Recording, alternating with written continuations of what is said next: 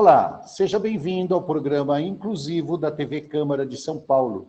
No programa de hoje, vamos falar sobre a importância da autoestima e como, no decorrer de nossas vidas, devemos fortalecê-la.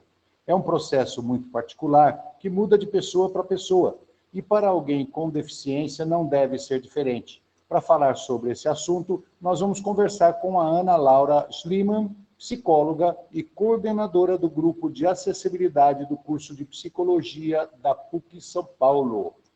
Tudo bem com você, Ana?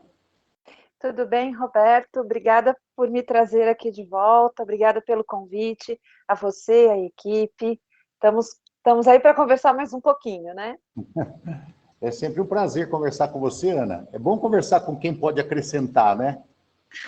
Que bom que eu posso. Ô, Ana, na sua avaliação, eu ia perguntar se existe diferença na questão de autoestima da pessoa com deficiência e sem deficiência. Mas eu poderia ir até um pouco mais longe. Trabalhar a autoestima de qualquer pessoa é difícil, né? Com certeza, Roberto, com certeza. Ainda mais nos tempos que a gente está vivendo, né?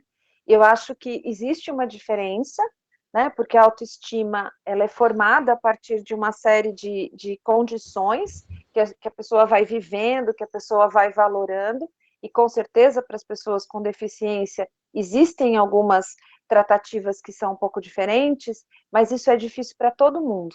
Né, nesse mundo que a gente está super mídia, né, todo mundo postando só o que quer, né, como acho que é senso comum, realmente manter a autoestima está difícil, bem difícil. Mas a autoestima é uma coisa que ela vai progredindo na pessoa ou a pessoa nasce já com essa predestinação de ter autoestima baixa? É uma questão psicológica? É uma questão química? Como que funciona isso? A autoestima, né, ela seria, digamos, um terceiro estágio do nosso viver, né? O nosso primeiro estágio são as nossas relações mais ditas corporais, né, as nossas necessidades de sobrevivência. Num segundo momento, a gente já começa com as necessidades de segurança, né, de uma certa aceitação, né, um padrão de relacionamento, e a autoestima, ela aconteceria num momento da nossa vida em que a gente começa a poder olhar para as coisas que a gente fez, do jeito que a gente fez. Então, não é que a gente nasce ou não nasce, né? A gente vai desenvolvendo ao longo da vida.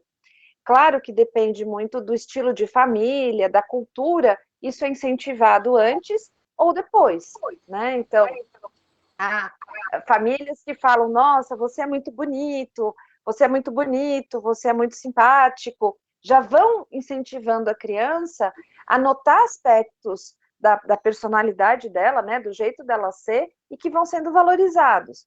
E já existem as famílias e as culturas, e às vezes a escola, que faz o inverso, né? Nossa, porque você é burro, nossa, você não vai dar conta disso nunca, né? Nossa, não sei nem por que você nasceu. Então, os estímulos externos que a gente vai recebendo, e conforme a gente vai codificando, vão dando espaço para nossa autoestima ou baixa autoestima, né?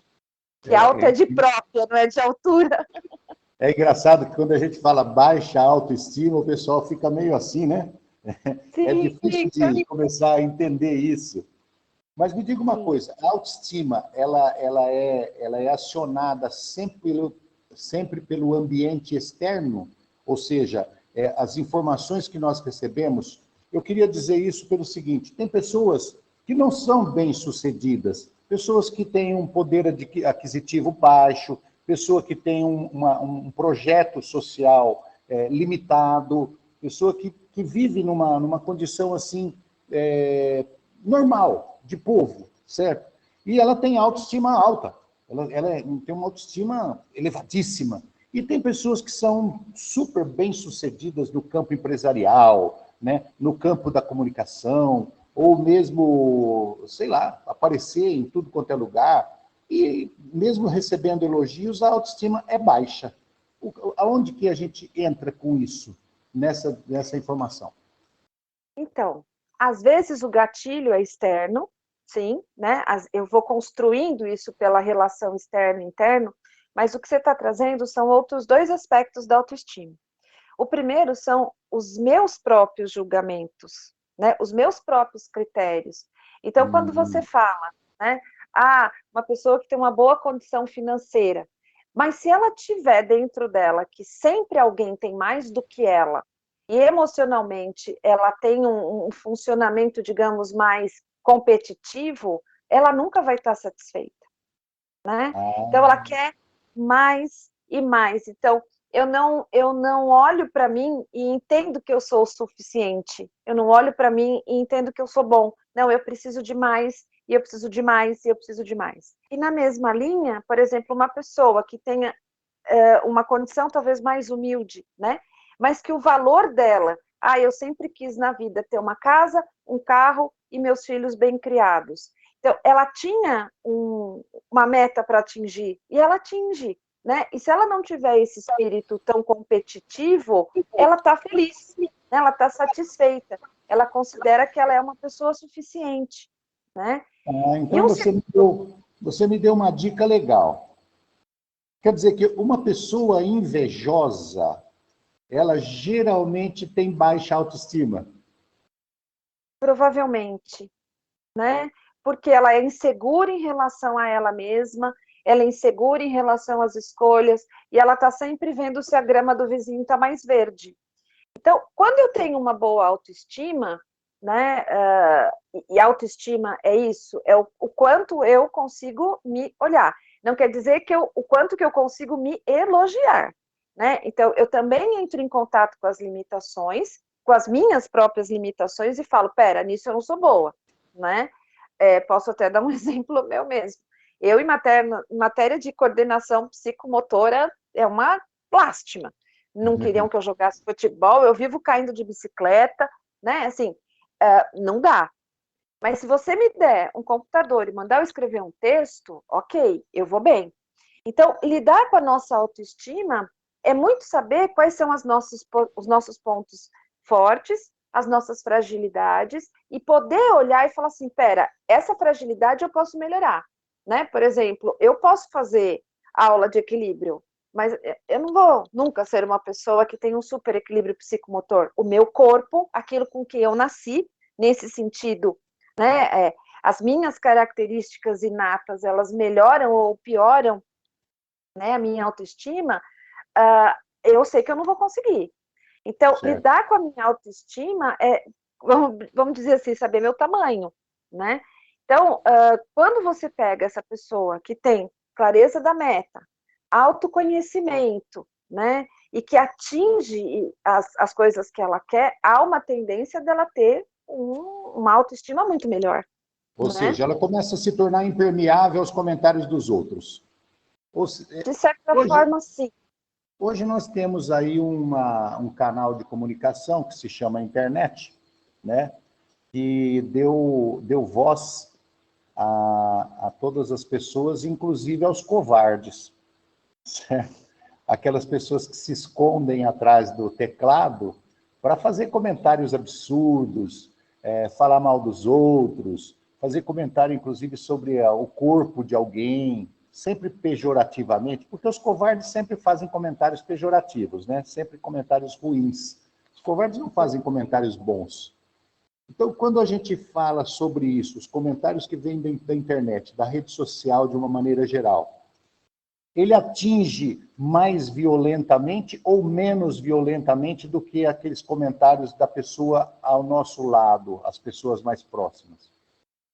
Na tua pergunta, uma coisa que eu vejo que me chama atenção, que eu acho importante a gente considerar, é isso que você falou, né? Aquilo que vem do obscuro da internet, a gente não tem como se defender, a gente não tem como trabalhar. Se a pessoa está do meu lado e fala alguma coisa que não me agrada, eu tenho, se eu tiver uma boa autoestima, condição de falar, calma, o que você está querendo dizer com isso? Né? Aonde você está querendo chegar com isso? Então, quando a gente está próximo, cara a cara, na luz, né, fica muito mais viável a gente conseguir lidar, né, com as questões que a gente recebe. Então, eu posso identificar se é sei lá, por exemplo, eu gosto de dar exemplo, né? Então, eu tive um aluno que foi meu monitor, meu aluno de iniciação científica, e ele era cego. Ele é cego, cego total, né? E um dia a gente estava discutindo na aula, discutindo questões sobre as pessoas com deficiência, daí eu virei para ele e falei assim, nossa, mas você não está vendo? Né? E os alunos que estavam ali começando a lidar com a gente, né, ficaram escandalizados, e um deles veio falar para mim, professor, ele é cego, você fala se ele está vendo? E aí o próprio menino virou e falou assim, não, mas eu estou vendo o que ela quer falar, né? Eu posso não estar enxergando, mas eu estou vendo o ponto de vista dela, né? Sim. E ali aquilo já foi resolvido, né? Então não virou fofoca, não virou maledicência. E como ele tinha muito contato comigo, ele sabia que eu não estava, aspas, jogando na cara dele a deficiência. Não, é uma coisa normal, como você fala, vamos, anda, né? E às vezes a pessoa é cadeirante.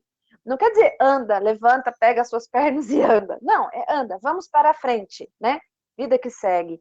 Então, acho que quando a gente pensa na questão da internet, vem muito mais, aparentemente, muito mais duro, porque você não pode se defender, né? Você não Sim, pode nem isso é entender verdade. também o que aquela pessoa quis falar, né?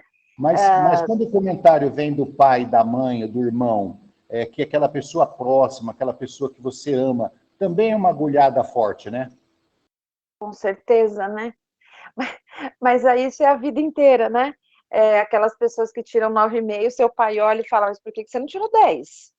O Uhum. que a gente precisa entender, né, que eu acho que quando a gente fala da família, especialmente da família nuclear, quando você está usando, a gente também tem que ver o que é o projeto de vida que essas pessoas querem para a gente.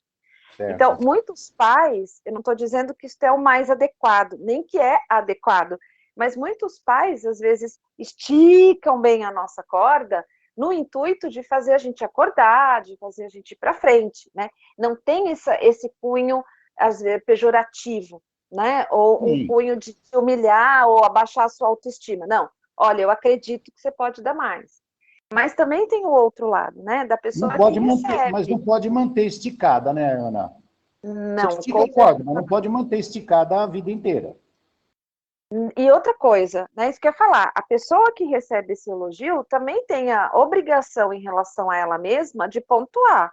Falar, olha, tudo bem que você esperava 10, mas eu fui o único 9,5 da sala. Acho que eu dei o meu melhor, né? É bom você fazer esse comentário, Ana, sabe por quê? O nosso programa, ele tem como base melhorar a qualidade de vida das pessoas com deficiência. Então, falando para pais em geral, principalmente os pais de pessoas com deficiência, temos que cobrar? Sim, mas não em excesso, respeitando os limites da pessoa, respeitando, você cobra a pessoa, você precisa entender se o seu filho tem a capacidade ou tem a possibilidade de entregar aquilo que você está pedindo para ela, está cobrando.